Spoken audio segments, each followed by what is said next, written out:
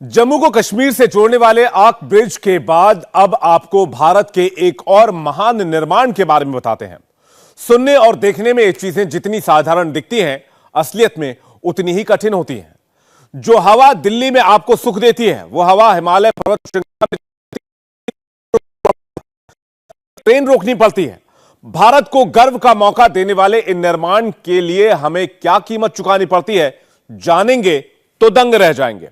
आपको दिखाते हैं जम्मू कश्मीर में कटरा से बनिहाल के बीच अंजी नदी में बन रहे पुल की कहानी।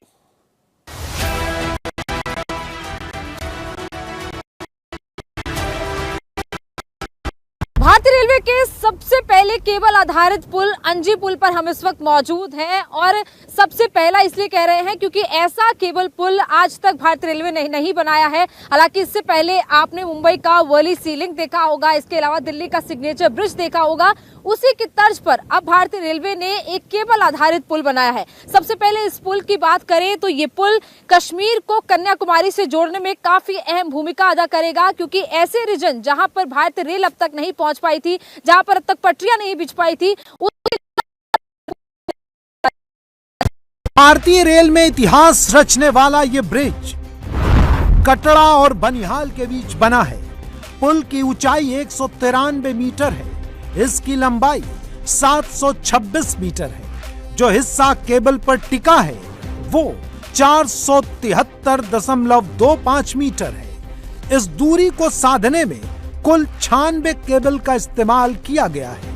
इनमें सबसे लंबे केबल की लंबाई 142 मीटर है, जिसे आसान शब्दों में समझें, 6 फीट लंबे 71 आदमी एक के ऊपर एक खड़े हों तो केबल के आखिरी छोर पर पहुंच पाएंगे। एक केबल की लॉन्चिंग में काफी वक्त लग जाता है और जरिए ही इन केबल्स की लॉन्चिंग की जाती है कि किस तरीके से इसका स्ट्रक्चर होता है कि पहले नीचे के स्ट्रक्चर का निर्माण किया जाता है, उसके बाद उसको कनेक्शन उसका दिया जाता है, फिर उसके बाद उसकी वेल्डिंग होती है, बड़ी केबल्स के सहारे इसको लटकाया जाता है और काफी ऊंचाई तक आप देख रहे हैं कि लगभग जो ऊंचाई है वो 142 मीटर है जहां पर हम इस वक्त खड़े हैं। यानी कि बेस से जो टॉप की ऊंचाई है, उस पवेलियन की ऊंचाई है, ये कुल 142 मीटर है और इसीलिए इस काम को होने में ज्यादा वक्त लगता है, क्योंकि इस काम में कई कश्मीर की हिमालयन रेंज के बीच में बन रहा ये पुल है। इसीलिए इस काम को पूरा करने में काफी चैलेंजेस भी हैं, लेकिन भारतीय रेल जल्द से जल्द इस काम को पूरा करेगा ताकि यहाँ लोग यहाँ पर चलने वाली ट्रेन के जरिए अपने सफर को और खूबसूरत बना पाए और इन खूबसूरत वादियों दरअसल पूरा पहाड़ों से घिरा हुआ ये पूरा पुल है। आप आसपास देखें तो पूरी हिमालयन रेंज है और हिमालयन रेंज के बीच में काम करना काफी मुश्किल होता है, लेकिन भारतीय रेल वहां भी पहुंच रहा है जहां शायद लोगों की सोच भी ना पहुंच पाए। आप सोच रहे होंगे कि यहाँ पर आम तौर से बनने वाले पुल का डिजाइन क्यों नहीं,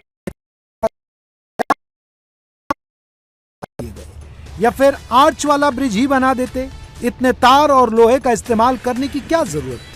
तो आपको बता दें कि जिस गहराई को पाटने के लिए इस पुल का निर्माण किया गया है, वहां कोई और डिजाइन संभव नहीं थी। इसलिए जमीन की मजबूती और पहाड़ की जरूरत के मुताबिक ये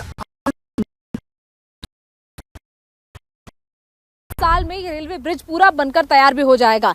दरअसल जब आप इस तरीके के ब्रिज देखते हैं तो आपके दिमाग में मुंबई का वर्ली सीलिंग आता है, इसके अलावा आपके पास आपके दिमाग में दिल्ली का सिग्नेचर ब्रिज आता है, लेकिन ये भी उसी बनाई गई हैं। इनमें दरअसल जिस तरीके की जो दूरी है वो सिमेट्रिकल नहीं है, यानी कि एक एसिमेट्रिकल ये ब्रिज बनाया गया है, जिसमें आप राइट साइड की अगर केबल्स देखें तो उनमें दूरी ज्यादा है, जबकि आप लेफ्ट साइड की केबल यानी कि श्रीनगर की तरफ की केबल्स देखें तो उनमें दूरी कम है। और इसीलिए बनाया गया है ताकि दोनों तरफ से जो बैलेंस है उसको बनाया जा सके। इसके अलावा बैलेंस बनाने के लिए है। टॉप से जब आप नीचे बेस तक की लंबाई देखें तो 193 मीटर इसकी कुल लंबाई है। वहीं जहां पर पटरियां बिछाई जाएंगी उस ट्रैक से लेकर जो टॉप तक की ऊंचाई है वो 142 मीटर है।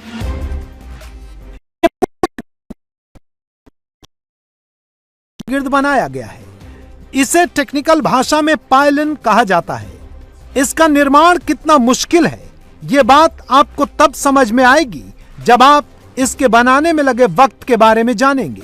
इंडिया टीवी हर वक्त हर जगह डाउनलोड करने के लिए सर्च करें India TV news Google play store या ऐप स्टोर पर।